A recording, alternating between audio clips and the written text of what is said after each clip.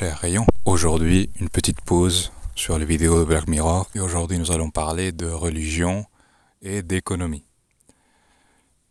Nous allons comparer trois systèmes économiques à trois religions, c'est-à-dire le corporatisme médiéval, le libéralisme et le communisme. On va les comparer respectivement au judaïsme, au christianisme et à l'islam, c'est-à-dire aux trois religions abrahamiques. Alors bien sûr, la réalité est beaucoup plus complexe que je le présente ici. Je fais une esquisse très simpliste de la chose, de ces comparaisons. Et je sais qu'il y aura beaucoup de monde qui va s'énerver, qui va rager, qui va dire « Oui, toi, tu ne comprends rien ». Sachez que je n'en ai rien à foutre, d'une part, et que d'autre part, je ne cache pas mon ignorance. C'est-à-dire les religions, c'est l'un des seuls sujets où je reste assez humble, parce que je n'ai pas beaucoup de connaissances. En revanche, j'ai une petite tête, et je suis capable de réfléchir. Et ce que j'ai constaté, c'est que d'une certaine façon, on peut comparer les religions à certains systèmes économiques. Tout d'abord, on peut comparer le judaïsme au corporatisme médiéval. Pourquoi ? Parce que le judaïsme est une religion essentiellement tournée sur le passé. Ce qui est le plus important pour les Juifs, c'est de préserver leurs traditions, c'est de préserver ce qu'ils sont.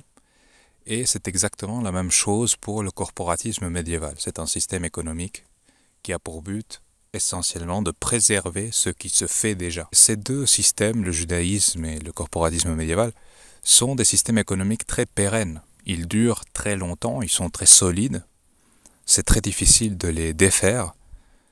Ce qui est tout à fait normal lorsqu'on se lorsqu'on se focalise dans l'idée de préserver ce que l'on est, eh bien, on a des systèmes beaucoup plus stables, beaucoup plus prévisibles. Le problème, c'est que ce système-là néglige le présent et néglige l'avenir. Donc, ça stagne. Ça n'évolue pas assez. Et c'est exactement le problème des Juifs. Les Juifs n'évoluent pas en tant qu'individus, oui, mais en tant que communauté, non. Ils n'évoluent pas, ils ne s'adaptent pas, et c'est ce qui explique leur état d'échec depuis de nombreux siècles. Ensuite, le libéralisme. Le libéralisme, c'est plus simple, parce que on peut dire carrément que le libéralisme est un produit du christianisme. Je sais que beaucoup de gens ne seront pas d'accord, sûrement parce qu'on ne parle pas de la même chose, parce que ce mot est tellement galvaudé qu'il a énormément de significations différentes.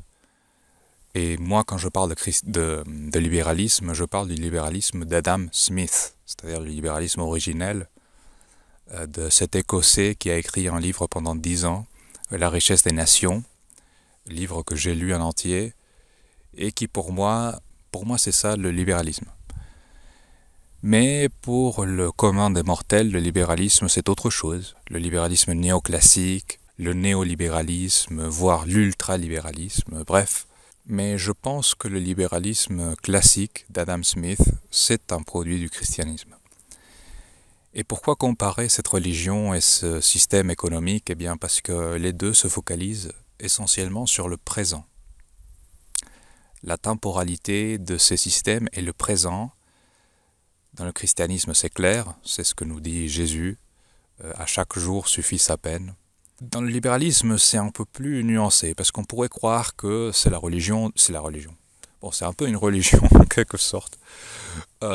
Mais ce système économique, on pourrait croire qu'il est plus concentré sur l'avenir. Mais lorsqu'on s'y intéresse de plus près, on constate que ce que fait un libéral, c'est essentiellement de s'adapter à son présent.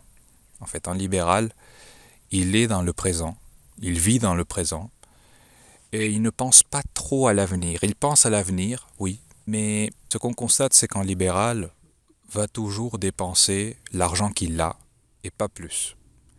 Un vrai libéral, il va avoir beaucoup de précautions, et il ne va pas dépenser plus que ce qu'il a déjà. C'est-à-dire qu'il ne va pas prendre des risques, ou il va prendre des risques très contrôlés. Il faut sortir de cette vision du néolibéralisme avec La crise de 2008, la crise des subprimes avec les banques qui font des investissements complètement tarés, complètement fous, sans contrôle et qui provoquent la crise du système dans son ensemble.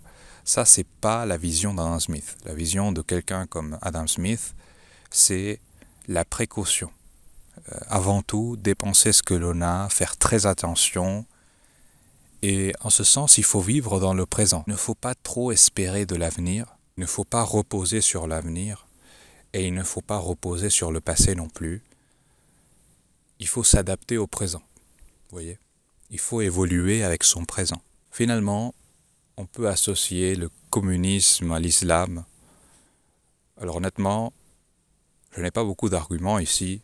C'est juste qu'il restait cette religion, donc j'ai choisi l'islam. Mais ce qui est certain, c'est que le communisme se concentre sur l'avenir. Le corporatisme se concentrait sur le passé. Le libéralisme sur le présent. Et finalement, le communisme sur l'avenir. Le communisme, c'est le système des plans quinquennaux. C'est le système du communisme utopique. C'est pour ça que beaucoup de communistes disent « Non, mais ce qui s'est passé en URSS, ce n'était pas le vrai communisme. Le vrai communisme arrivera dans l'avenir. Il n'est pas dans le présent, il n'est pas dans le passé, il est dans le futur. » Et c'est un système très futuriste en réalité. Ces gens-là adorent imaginer une société future. C'est leur délire, c'est leur fantaisie. Imaginer une société dans l'avenir qui serait parfaite, qui serait idéale, où tout le monde serait heureux. Concernant l'islam, on peut dire que c'est une religion tournée vers l'avenir, parce que c'est une religion très conquérante en son essence. Elle aime conquérir, elle aime se tourner vers l'avenir, vers ce qu'elle peut obtenir.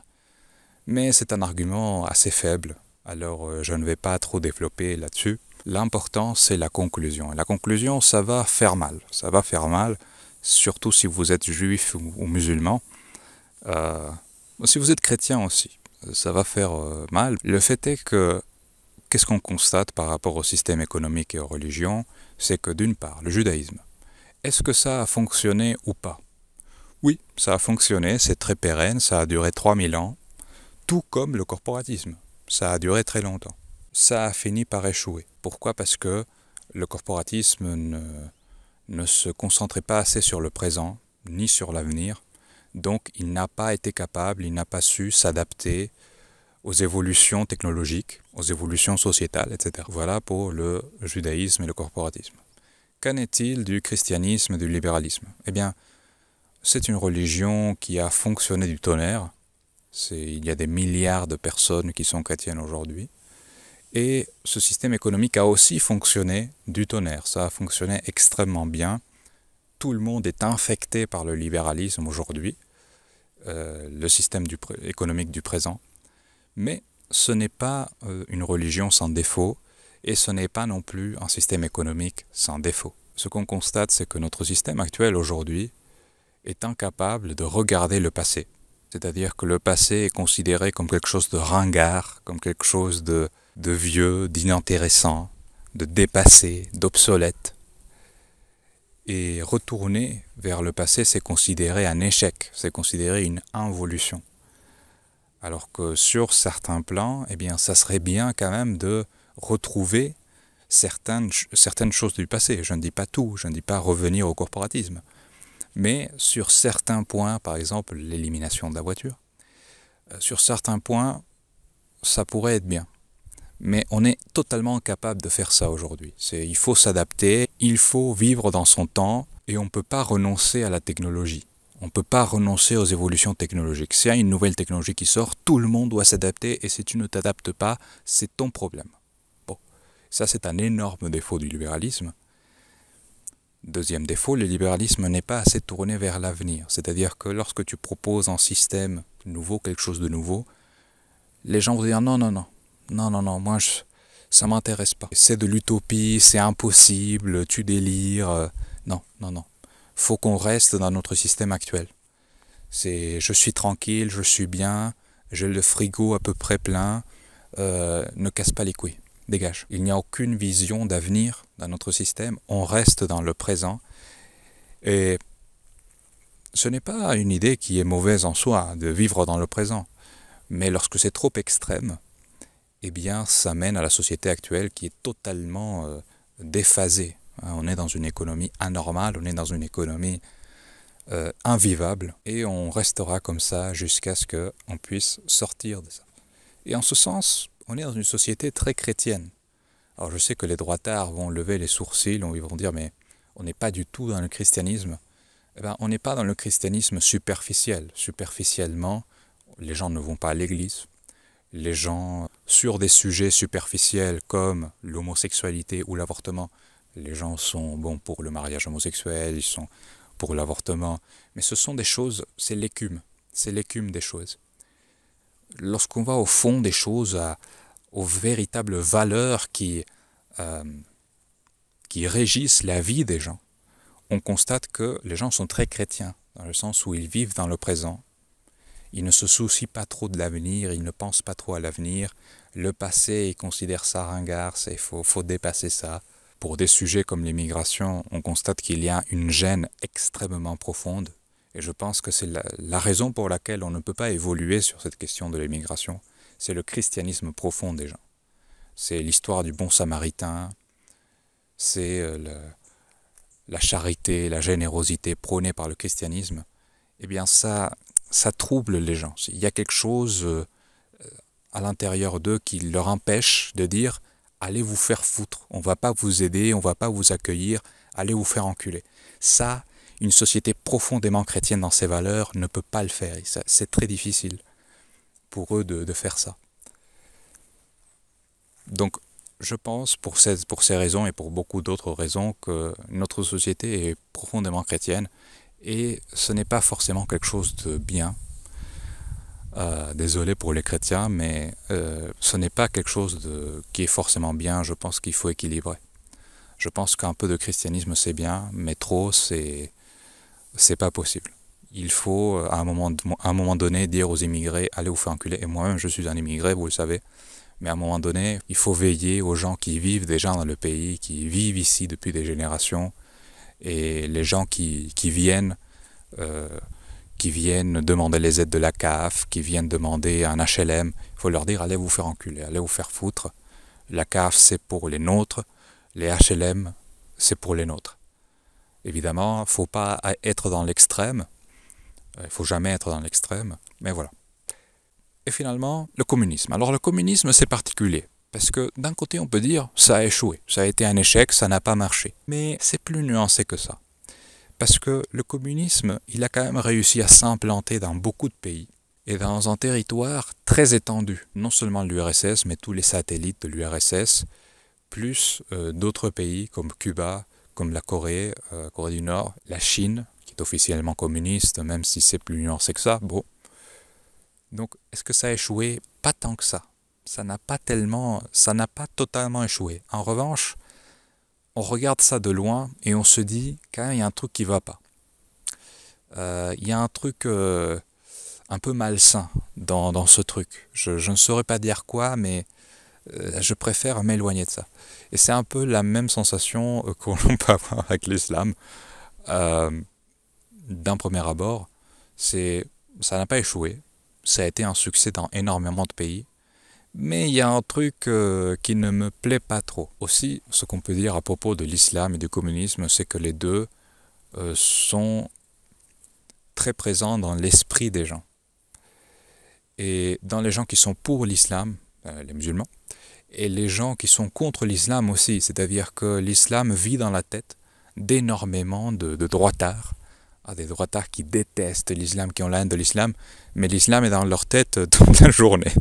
C'est-à-dire là, et le communisme c'est pareil, c'est-à-dire que chez les gens qui détestent le communisme, qui ont la haine du communisme, eh bien ce système économique est dans leur tête en permanence, quoi.